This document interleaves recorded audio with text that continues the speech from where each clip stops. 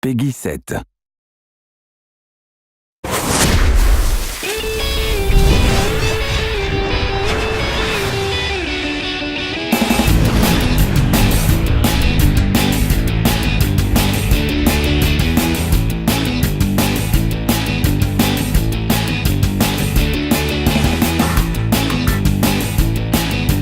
Hey everybody, I'm Sean Swelling, a producer on SSX.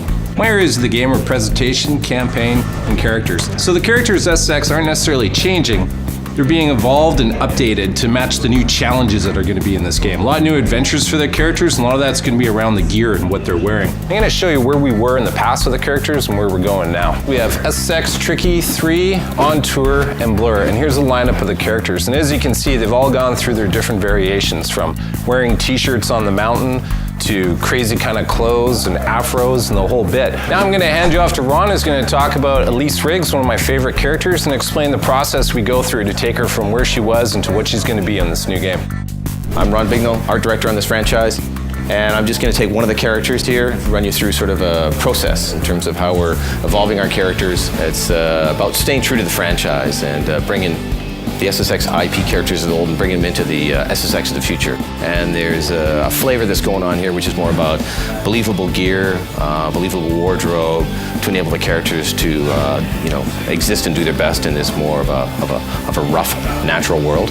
Over here, just a few small images from SSX, SSX Tricky, SSX 3, On Tour, and Blur. And you can see she's remained very consistent.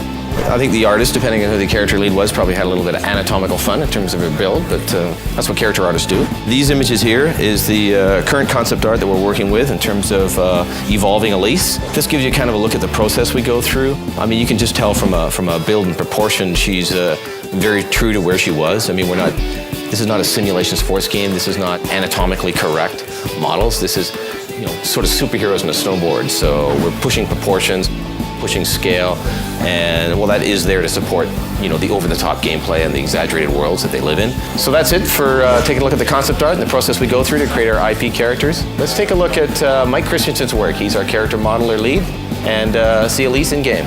All right, so I'm going to go through a few quick steps on how she was created. The first step is getting the concept, and then from the concept really getting a sense of proportion and scale of the character.